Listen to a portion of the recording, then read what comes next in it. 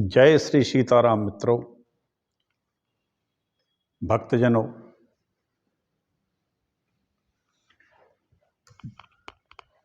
ब्रह्म पुराण की कथा अब अपने अंतिम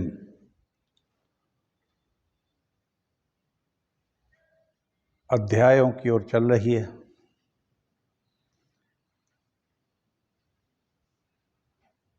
कल तक लोक धर्म के प्रतिपादन को भगवान शंकर ने माता पार्वती जी के कहने पर सुनाया था, बताया किस तरह से सभी वर्ण एक हैं, चाहे वो ब्राह्मण वर्ण हो, क्षत्रिय हो, वैश्य अथवा शूद्र हो, सभी एक ही हैं। लेकिन ये सभी जब अपने अच्छे अच्छे शास्त्र भेद सदाचार से रहते हैं तब ये सभी एक जैसे ही हैं। और जब ये निंदित कर्म करते हैं, जैसे व्यभिचार, शराब और सदाचार रहित कर्म जो किए जाते हैं, वो पिशाच भाव को प्राप्त हो जाते हैं। चलिए आज इसके आगे की कथा कह रहा हूँ। भगवान वासुदेव का महात्मा आ गया है, बड़ा आनंददायक है। ब्रह्म पुराण है, ब्रह्म की व्याख्या है। मैं ये कथा टीकमगढ़ मध्य प्रदेश से कहता हूँ।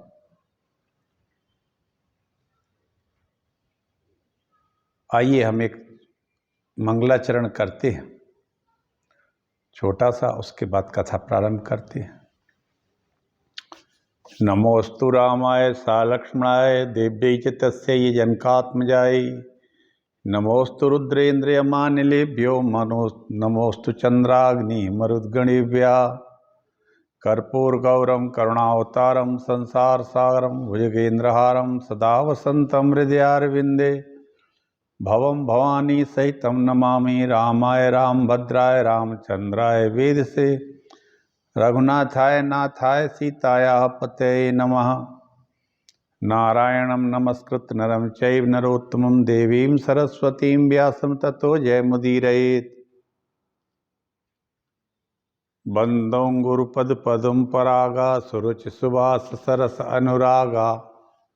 पुन वन्दौ शारद सुर सरिता जुगल पुनीत मनोहरि चरिता।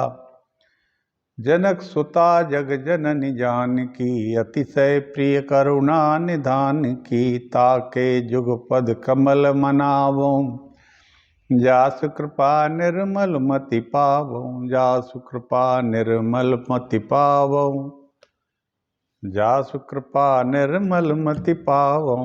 श्री गणेशाय नमः। व्यास जी कहते हैं, जगन्माता पार्वती अपना स्वामी की कही हुई सब बातें याद आदि से सुनकर बहुत प्रसन्न हुई। उस समय वहां तीर्थ यात्रा के प्रसंग से जो मुनि उस पर्वत पर गए थे, उन्होंने भी शूलपाणी महादेव जी का पूजन और प्रणाम करके सब लोगों के हित के लिए प्रश्न किया। मुनि भी वहां थे, ऋषि मुनि थे, उन्होंने प्रश्न अपने भी किए भगवान शंकर से, और वो ये है, हे त्रिलोचन, हे भोलेनाथ, आपको मेरा पहले तो नमस्कार। सभी ने नमस्कार किया। इस रोमांचकारी महाभयंकर संसार में अज्ञानी पुरुष चिरकाल से भटक रहे हैं। वे जन्म मृत्यु रूपी संसार बंधन से किस उपाय से मुक्त हो सकते हैं, बताइए, हमें यही सुनना चाहते हैं। वाह, क्या बात। सब मुनियों के जो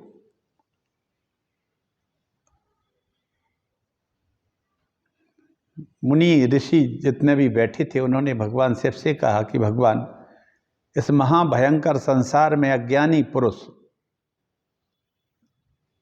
चिरकाल के लिए भटक रहे हैं और चिरकाल से भटक रहे हैं। इस जन्म मृत्यु रूप संसार बंधन से किस उपाय से मुक्त हो सकते हैं। मुनियों ने पूछा इस महाभयानक संसार चक्र से, जो प्रवाह रूप से अजर और अमर है, किस प्रकार से इससे मुक्त हो सके, जन्म मरण की परंपरा से मुक्त होने का क्या उपाय है, यह हमें बताएं। महादेव जी बोले, कर्म बंधन में बंधकर दुख भोगने वाले मनुष्यों के लिए मैं भगवान वासुदेव से बढ़कर दूसरा कोई उपाय नहीं देखता मुनियों। कर्म बंधन, यहाँ एक बात भगवान शंकर कहते हैं, प्रत्येक व्यक्ति अपने कर्म के बंधन में बंधा हुआ है, इसीलिए इसको दो पैरों का बद्ध पशु भी कहते हैं। बंधा होने के कारण काय में बंधा है ये? कर्म के बंधन में। अब कर्म कौन से हो सकते हैं? कर्म सदाचार के भी हो सकते हैं, कर्म दुराचार के भी हो सकते हैं। दोनों के बंधनों में बंधता है, लेकिन दोनों बंधनों से मुक्त होने का उपाय क्या है? और वो कहा है शिव जी ने कि वो है वासुदेव जी का, भगवान वासुदेव का नाम स्मरण। और वो भी मन वाणी और क्रिया द्वारा विधि पूर्वक जो वासुदेव का पूजन करता है, वे परम गति को प्राप्त हो जाते हैं। जिनका मन जगन में भगवान वासुदेव में नहीं लगता, उनके जीवन से और पशुओं की भांति चेष्टा से क्या लाभ? वाह! जो भगवान विष्णु का भजन नहीं करता, भगवान कृष्ण का भजन नहीं करता, या मन नहीं लगता, उसमें और एक पशु में कोई भी अंतर नहीं है। पशुओं का भी, पशुओं को क्या, वो तो अपनी जातिगत योनिगत प्रवृत्ति में मस्त रहते हैं और बच्चे पैदा करके और चले मर जाते। मुनियों ने कहा, सर्वलोक वंदित पिनाकधारी भगवान शंकर हमें भगवान वासुदेव का महात्म सुनना चाहते हैं, हम आप सुना दीजिए हमें। महादेव जी बोले, सनातन पुरुष श्री हरि ब्रह्मा जी से भी श्रेष्ठ हैं। उनका श्री विग्रह श्याम श्याम वर्ण का है, उनकी कांति जाम्बू नद नामक सुवर्ण के समान है। भगवान विष्णु का, श्री हरि का जाम्बू नद नामक सुवर्ण के समान है उनका विग्रह। वे मेघ रहित आकाश में सूर्य की भांति प्रकाशित होते हैं। उनकी 10 भुजाएं हैं। वे महातेजस्वी शत्रुदेव शत्रुओं के नाशक हैं। उनके वक्ष स्थल में श्री वत्स का चिन्ह शोभा पाता है। वे इंद्रियों के नियंता है। उनके उदर से ब्रह्मा का और मस्तक से मेरा प्रादुर्भाव हुआ है। वाह! भगवान विष्णु के नाभि से ब्रह्मा जी का और मस्तक से मेरा खुद प्रादुर्भाव हुआ है। शंकर जी कह रहे हैं, कितनी अच्छी बात है। वाह! वे इंद्रियों के नियंता हैं, देव वृंद के अधिपति हैं। उनके बालों से नक्षत्रों का, रोम से देवताओं का और असुर उत्पन्न हुए। उनके शरीर से ऋषि सनातन लोक प्रकट हुए। वे साक्षात ब्रह्मा जी तथा संपूर्ण देवताओं के निवास स्थान है। वे ही इस संपूर्ण पृथ्वी के रचयिता है। वे इस संपूर्ण पृथ्वी के रचयिता हैं और तीनों लोकों के स्वामी हैं। स्थावर जंगम भूतों का संहार करने वाले भी वे ही हैं। वे देवताओं के भी देवता हैं और रक्षक हैं। शत्रुओं को ताप देने वाले सर्वज्ञ हैं, सर्वसृष्टा हैं, सर्वव्यापी हैं और सब और मुख वाले हैं। सहस्त्र शीर्षः पुरुषः सहस्त्राक्षः सहस्त्रपाद। सहस्त्रों मुख हैं उनके और सहस्त्रों उनके पैर हैं। उनसे बढ़कर दूसरी कोई वस्तु ही नहीं है। वे सनातन भगवान गोविंद के नाम से विख्यात है। देवताओं के कार्य की सिद्धि के लिए मानव शरीर में अवतीर्ण होकर वे समस्त भूपालों का युद्ध में संहार करते हैं। भगवान विष्णु बिना देवगण अनाथ हो जाते हैं। भगवान विष्णु के बिना देवता अनाथ हो जाते हैं। अतः उनके बिना वे संसार देव कार्य की सिद्धि नहीं कर सकते। संपूर्ण भूतों के नायक भगवान विष्णु समस्त प्राणियों द्वारा वंदित हैं। वे देवताओं के नाथ हैं, कार्य कारण पर ब्रह्म और ब्रह्मर्षियों को शरण देने वाले हैं। ब्रह्मा जी उनकी नाभि में है और शरीर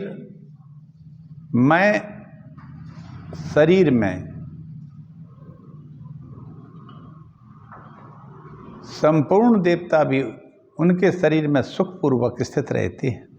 वे भगवान कमल के समान नेत्र धारण करते हैं। उनके गर्भ में श्री का निवास है। वाह! विष्णु भगवान के गर्भ में श्री का निवास है। कहने का मतलब हृदय स्थल में श्री भगवान माता लक्ष्मी का निवास है। वे सदा लक्ष्मी जी के साथ ही रहते हैं। सारंग नामक धनुष, सुदर्शन चक्र, नंदक नामक खड्ग उनके आयुध हैं। संपूर्ण नागों के शत्रु गरुड़ उनकी ध्वजा में विराजमान रहते हैं। उत्तम नील शौच, इंद्रिय संयम, पराक्रम, वीर्य, सुदृढ़ शरीर, ज्ञान, सरलता, कोमलता, रूप और बल आदि सभी गुणों में वे सुशोभित हैं। उनके पास संपूर्ण दिव्यास्त्रों का समुदाय है। उनके योग माया में सहस्त्रों नेत्र हैं। वे विकराल नेत्रों वाले भी हैं। उनका हृदय विशाल है। वे अपनी वाणी से मित्रजनों की प्रशंसा करते हैं। कुटुंबी और बंधुजनों के वे प्रेमी हैं, क्षमाशील हैं, अहंकार शून्य है और वेदों का ज्ञान प्राप्त प्रदान करने वाले हैं। वे भयातुरों के भय का अपहरण और मित्रों के आनंद की वृद्धि करते हैं। समस्त प्राणियों को शरण देने वाले हैं। दीनों के पालक हैं। शास्त्रों के ज्ञाता है। ऐश्वर्य संपन्न है। शरण में आए हुए मनुष्यों के उपकारी और शत्रुओं को भय देने वाले हैं। नीतिज्ञ हैं, नीति संपन्न हैं, ब्रह्मवादी, जितेंद्रिय और उत्कृष्ट बुद्धि से युक्त हैं भगवान वासुदेव। आहा! इतने गुण बताए हैं शिव जी ने वासुदेव के। वे देवताओं के अभ्युदय के लिए महात्मा मनु के वंश में अवतार लेंगे। उस अवतार में वे ब्राह्मणों का सत्कार करने वाले ब्रह्म स्वरूप ब्राह्मणों के प्रेमी होंगे। यदुकुल में अवतीर्ण होकर भगवान कृष्ण राजगृह में जरासंध को जीतकर उनकी कैद में पड़े हुए राजाओं को छुड़ाएंगे। पृथ्वी के समस्त रत्न उनके पास संचित होंगे। वे अत्यंत पराक्रमी होंगे। भूतल पर उनका दूसरा कोई वीर उन्हें पराक्रम द्वारा परास्त नहीं कर सकता। वे विक्रम से संपन्न हैं। समस्त राजाओं के राजा हैं। वीर मूर्ति होंगे। भगवान वासुदेव द्वारका में रहते हुए दुर्बुद्धि दैत्यों को पराजित करके इस पृथ्वी का पालन करेंगे। आप सब लोग ब्राह्मणों तथा श्रेष्ठ पूजन सामग्रियों के साथ भगवान की सेवा में उपस्थित हो सनातन ब्रह्मा जी की भांति उनका यथायोग्य पूजन करें। जो मेरा तथा पितामह ब्रह्मा का दर्शन करना चाहता हो उसे परम प्रतापी भगवान वासुदेव का दर्शन अवश्य करना चाहिए। उनका दर्शन होने से ही मेरा दर्शन हो जाता है। इसमें कोई अन्यथा विचार नहीं करना चाहिए। तपोधनो, भगवान वासुदेव ही ब्रह्मा हैं, ऐसा जानो। जिन पर कमल नयन भगवान विष्णु संप्रसन्न होते हैं उन पर ब्रह्मा सहित संपूर्ण देवता भी प्रसन्न हो जाते हैं। संसार में जो मानव केशव की शरण लेगा उसे कीर्ति, यश, स्वर्ग और की प्राप्ति होगी। इतना ही नहीं, वह धर्मात्मा होने के साथ ही धर्म का उपदेश करने वाला आचार्य भी हो जाता है। महातेजस्वी भगवान विष्णु ने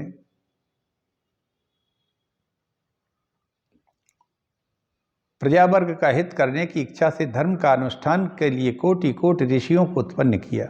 वे सनत कुमार आदि ऋषि गंधमादन पर्वत पर विधि पूर्वक तपस्या में संलग्न हैं। इसलिए धर्मज्ञ और प्रवचन कुशल भगवान विष्णु सबके लिए नमस्कार करने योग्य हैं। वे वंदित होने पर स्वयं वंदना करते हैं और सम्मानित होने पर स्वयं भी सम्मान देते हैं। जो प्रतिदिन उनका दर्शन करता है उस पर वे भी सदा कृपा दृष्टि रखते हैं। जो उनकी शरण में जाता है उनकी ओर वे बढ़ जाते हैं। जो उनकी अर्चना करता है उसकी वे सदा अर्चना करते हैं। इस प्रकार आदिदेव भगवान विष्णु आनंद हैं। साधु पुरुषों ने उनकी आराधना के लिए बड़ी भारी तपस्या की है। देवताओं ने भी सनातन देव श्री हरि का सदा ही पूजन किया है। भगवान के अनुरूप निर्भयता से युक्त हो उनकी शरण में जाकर उनकी आराधना में मन लगाया है। संपूर्ण द्विजों को चाहिए कि वे मन, वाणी और क्रिया द्वारा भगवान देव की नंदन की सेवा में उपस्थित हो, यत्न पूर्वक उनका दर्शन और नमस्कार करें। मुनिवरों, मैंने इसी मार्ग का अनुष्ठान किया है। वाह! शंकर जी कह रहे मैंने इसी मार्ग का अनुष्ठान किया है जो मैं तुम लोगों से कह रहा हूँ। उन सर्व देवेश्वर भगवान वासुदेव का दर्शन कर लेने पर संपूर्ण देवताओं का दर्शन हो जाता है। महावराह रूपधारी लोक पितामह जगतपति भगवान विष्णु को मैं नित्य प्रति प्रणाम करता हूँ। उन्हीं कृष्ण के बड़े भाई हलधर बलराम जी होंगे जिनका श्वेतगिरी के समान गौर वर्ण हो गए। इस पृथ्वी को धारण करने वाले शेषनाग ही उनके रूप में अवतीर्ण होते हैं। वे भगवान से बड़ी प्रसन्नता के साथ सर्वत्र विचरण करते हैं। वे अपने फण से पृथ्वी को लपेटे करके स्थित हैं। ये जो भगवान विष्णु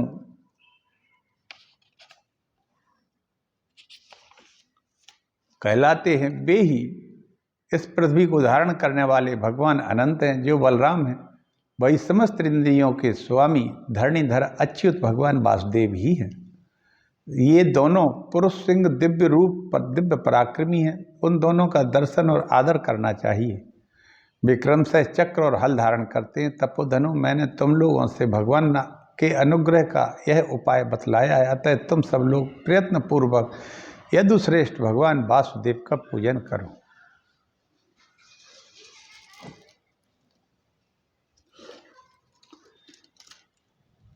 मुनियों ने कहा, हमने भगवान कृष्ण का अद्भुत महात्म सुना है।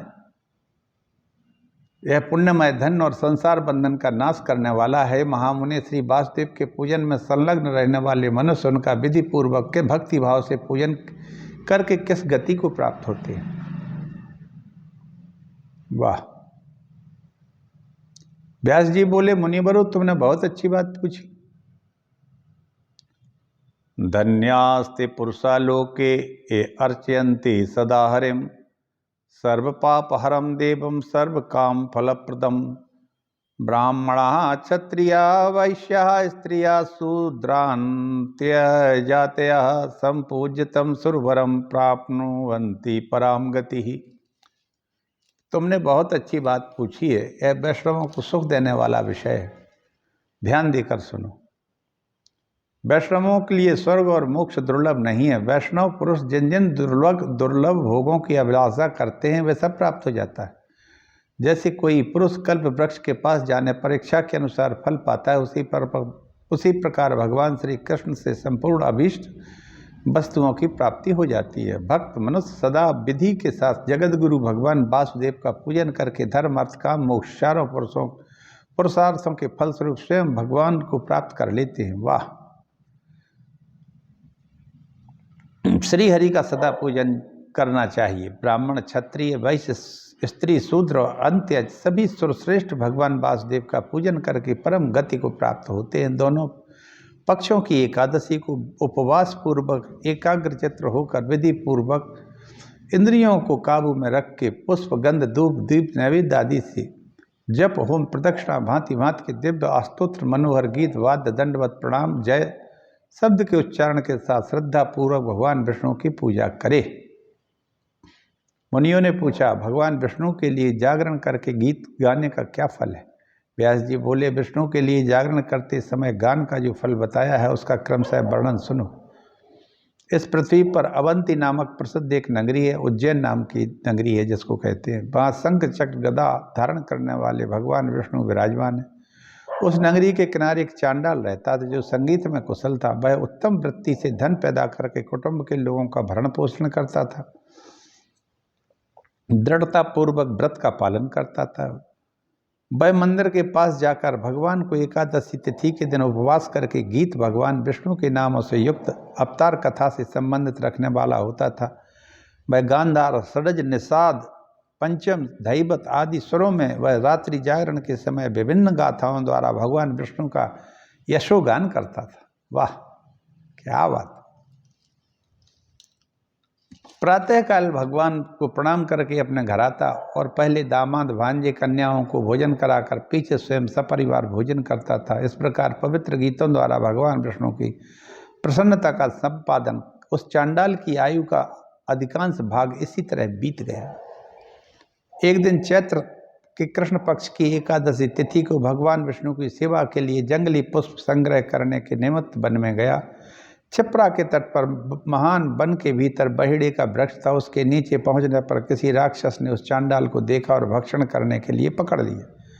यह देख चांडाल ने उस राक्षस से कहा, भद्र, आज तुम मुझे न खाओ, कल प्रातःकाल आऊँगा, मैं सत्य कहता हूँ तुम्हारे पास लौट आऊँगा।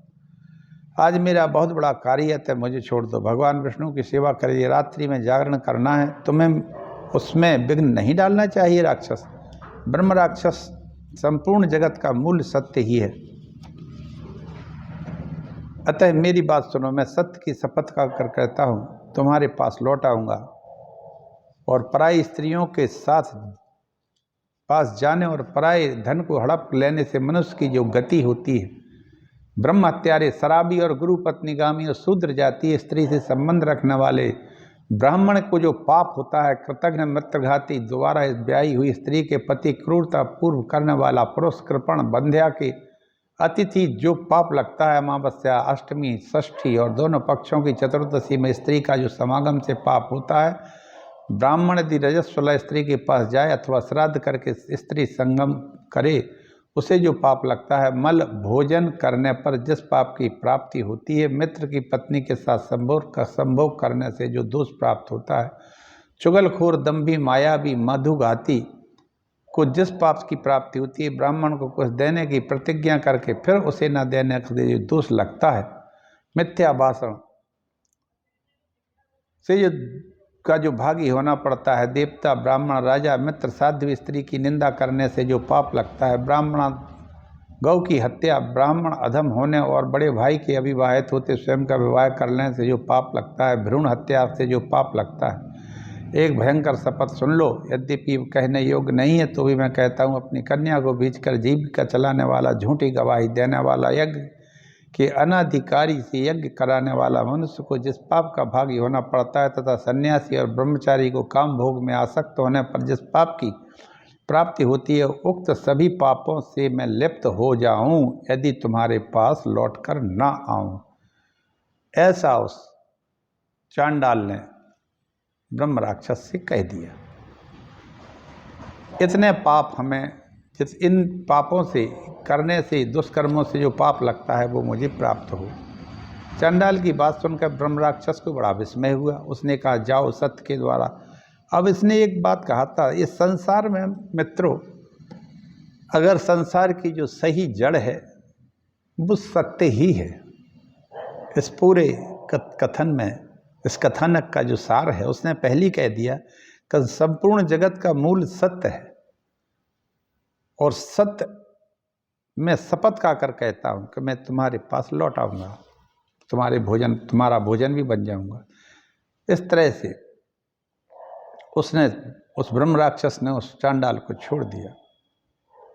उसने रात भर उपवास किया, गीत गाया, भगवान को नमस्कार किया, अपनी प्रतिज्ञा सत्य करने के लिए वह ब्रह्म राक्षस के पास चला आया। उसे आते देख किसी मनुष्य ने पूछा, भद्र कहाँ जाते हो? चांडाल ने सब बातें कह सुनाई। वह मनुष्य फिर बोला, यार शरीर धर्म अर्थ काम मोक्ष देने वाला है, अतः विद्वान पुरुष को बड़े यत्न पूर्वक इसको रखना चाहिए। मनुष्य जीवित रहे तो धर्म अर्थ सुख श्रेष्ठ मोक्ष गति को प्राप्त कर लेता है। तुम ऐसी मूर्खता क्यों करते हो? उसके पास जाकर वो मार डालेगा, खा लेगा, प्राण संकट में क्यों डालते हो? उस मनुष्य का कथन सुनकर चांडाल ने कहा, आपका कल्याण हो, आप ऐसी बातें मुझ से न निकालिए। सत्य ही है संसार में और सब व्यर्थ है, असत्य है। सत्य से ही सब कुछ प्राप्त होता है। जल में रस हो, सत्य से ही आग जलती है, सत्य से ही वायु चलती है। मनुष्यों में सत्य से ही धर्म अर्थ काम और दुर्लभ मोक्ष की प्राप्ति होती है। सत्य ही सबसे उत्तम है और सत्य स्वर्ग से आया हुआ है, इसलिए सत्य को कभी नहीं छोड़ना चाहिए। सत्येनार्कः प्रतपते सत्येनापो रसात्मिकः, सत्यम ब्रह्म परम लोके सत्यम यज्ञेषु चोत्तमं, सत्यम सर्वसमायतम तस्मात् सत्यम न संत्यजेत। यूँ कहकर चांडाल उस मनुष्य को चुप कराकर उस ब्रह्म राक्षस जहाँ रहता था वहाँ पहुँच गया। चांडाल को आया देख ब्रह्म राक्षस के नेत्र आश्चर्य से चकित हुए। उसने सिर हिलाकर कहा, महाभाग तुम्हें साधुवाद, तुम वास्तव में सत्य का पालन करने वाले हो, तुम तो सत्य के स्वरूप ही हो। मैं तुम्हें चांडाल नहीं समझता हूँ, तुम्हारे इस कर्म से मैं तुम्हें पवित्र ब्राह्मण समझता हूँ, तुम्हारे मुख में कल्याण का निवास है। वाह! अब मैं तुमसे धर्म संबंधी कुछ बातें पूछता हूँ, बताओ तुमने भगवान विष्णु के मंदिर में कौन सा कार्य किया? मातंग नाम के उस चांडाल ने कहा, सुनो, मैंने मंदिर के नीचे बैठकर भगवान के सामने मस्तक झुकाया, भगवान का यशोगान करते हुए सारी रात जागरण किया। ब्रह्म राक्षस ने पूछा, हो भक्तिपूर्वक विष्णु मंदिर में जागरण करते समय कितना समय व्यतीत हो गया? तब चांडाल ने हंसकर कहा, राक्षस, मुझे प्रत्येक मास की एकादशी की जागरण करते 20 वर्ष व्यतीत हो गए। यह सुनकर ब्रह्म राक्षस ने कहा, साधु, अब मैं तुमसे जो कुछ कहता हूँ वह करो, मुझे एक रात के जागरण का फल अर्पण कर दो। ऐसा करने से मैं तुम्हें छुटकारा मिल जाएगा, अन्यथा मैं 3 बार सत्य की दुहाई देकर कहता हूं मैं तुम्हें खा जाऊंगा। चांडाल ने कहा, निशाचर, मैंने तुम्हें अपना शरीर अर्पित कर दिया है, अतः अब दूसरी बात करने से क्या लाभ, तुम मुझे इच्छानुसार खा लो। तब राक्षस ने कहा, अच्छा, रात के 2 ही पहर के जागरण का संगीत का पुण्य मुझे दे दो, तुम्हें मुझ पर भी कृपा करनी चाहिए। ऐसा सुनकर चांडाल ने राक्षस से कहा, है कैसी बेसिर पैर की बात करते हो तुम चांडाल राक्षस, मुझे इच्छानुसार खा लो ना, मैं तुम्हें जागरण का पुण्य क्यों दूं। चांडाल की बात सुनकर ब्रह्म राक्षस ने कहा, भाई तुम तो अपने धर्म कर्म से सुरक्षित हो, कौन ऐसा अज्ञानी और दुष्ट बुद्धि का पुरुष होगा जो तुम्हारी ओर देखने, तुम पर आक्रमण करने अथवा तुम्हें पीड़ा देने का साहस कर सके। आह! उस ब्रह्म राक्षस ने कहा, तुम्हारा कोई कुछ नहीं बिगाड़ सकता। दीन, पापग्रस्त, विषय विमोहित, नरक पीड़ित, मूढ़ जीव पर साधु पुरुष सदा ही दयालु रहते हैं। महाभाग, मुझ पर कृपा करके एक ही याग के जागरण का पुण्य दे दो, अपने घर को लौट जाओ। चांडाल ने फिर उत्तर दिया, ना तो मैं अपने घर लौटूंगा अब, ना तुम्हें किसी तरह एक क्षण के जागरण का पुण्य ही दूंगा। ऐसा सुनकर ब्रह्म राक्षस हंस पड़ा और बोला, क्या बोला, अरे भाई, रात्रि व्यतीत होते समय जो तुमने अंतिम गीत गाया उसी का फल मुझे दे दो। अंतिम गीत का, जो भगवान विष्णु का गुणगान कर रहे थे, और पाप से मेरा, इस ब्रह्म राक्षस तत्व से मेरा उद्धार कर दो, क्योंकि साधु पुरुष ऐसे जीवों पर कृपा करते हैं। तब चांडाल ने उससे कहा, यदि तुम आज से किसी प्राणी का वध ना करो तो तुम्हें अपने पिछले गीत का पुण्य दे सकता हूं, अन्यथा नहीं। बहुत अच्छा कहकर ब्रह्म राक्षस ने उसकी बात मान ली। तब चांडाल ने उसे आधे मुहूर्त के जागरण और गान का फल दे दिया। उसे पाकर ब्रह्म राक्षस ने चांडाल को प्रणाम किया और प्रसन्न होकर तीर्थों में श्रेष्ठ पृथुदक तीर्थ की ओर चल दिया। वाह! प्रसन्न होकर तीर्थों में श्रेष्ठ पृथुदक तीर्थ की ओर चल दिया। वहां निराहार रहकर संकल्प लेकर ब्रह्म राक्षस ने प्राण त्याग दिए। उस गीत के फल से पुण्य की वृद्धि होने के कारण उसका ब्रह्म राक्षस योनि से उद्धार हो गया और ब्रह्मलोक में जाकर उसने 10,000 वर्षों तक वहां निर्भय निवास किया। उस ब्रह्म राक्षस ने जितेंद्रिय ब्राह्मण हुआ, उसे पूर्व जन्म का स्मरण रहा। अब चांडाल की शेष कथा कहता हूं, सुनो। राक्षस के चले जाने पर बुद्धिमान एवं संयमी चांडाल अपने घर आया। उस घटना से चांडाल के मन में बड़ा वैराग्य हुआ। उसने अपनी पत्नी की रक्षा का भार पुत्रों पर डाल दिया और स्वयं पृथ्वी की परिक्रमा प्रारंभ कर दी। कोकामुख तीर्थ से लेकर भगवान स्कंद के दर्शन होते हैं, जहां वहां तक गया। स्कंद का दर्शन करके वह धारा नगरी में चला गया। वहां भी प्रदक्षिणा करके वह पर्वतों में श्रेष्ठ विंध्याचल पर जाकर पाप मोचन तीर्थ में पहुंचा। वहां उस चांडाल ने स्नान किया जो सब पापों को दूर करने वाला है। फिर पाप रहित हो वह उत्तम गति को प्राप्त हो गया।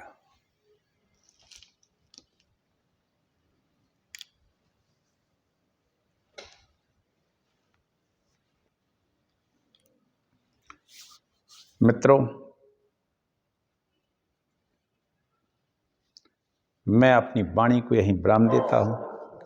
भगवान विष्णु के महात्म की आपको एक कथा बहुत अच्छी लगी होगी, बहुत ही अच्छी लगी होगी। भगवान विष्णु की कथा जो शिव जी ने सुनाई सभी को, महात्माओं को, मुनियों को, ऋषियों को, कितनी सुंदर कथा सुनाई। हम सब वैष्णव हैं और भगवान विष्णु, भगवान श्री हरि, भगवान कृष्ण की गाथाओं को गाएं। रामायण में भी कहा है, प्रथम भगति संतन कर संगा, दूसर रत्मम कथा प्रसंगा, यह दूसरी भक्ति है कि मेरी कथाओं का गुणगान करिए। जब भगवान की कथा का, चरित्र का, लीलाओं का गुणगान करेंगे तो भगवान निश्चित ही आप सब पर, हम सब पर कृपा करेंगे। ऐसा नहीं हो सकता कि नहीं करें।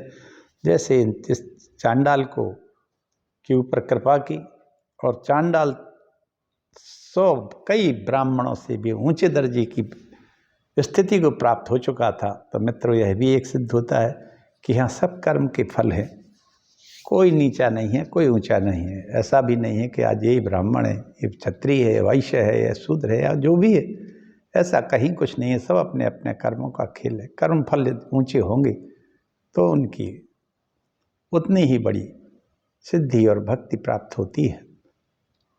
इसी के साथ आप सबका कल्याण हो, भगवान की कृपा आप सब पर बनी रहे, और मित्रों सभी सदाचार का पालन करें ताकि इस धरती पर कहीं भी किसी प्रकार का कोई कष्ट ना हो।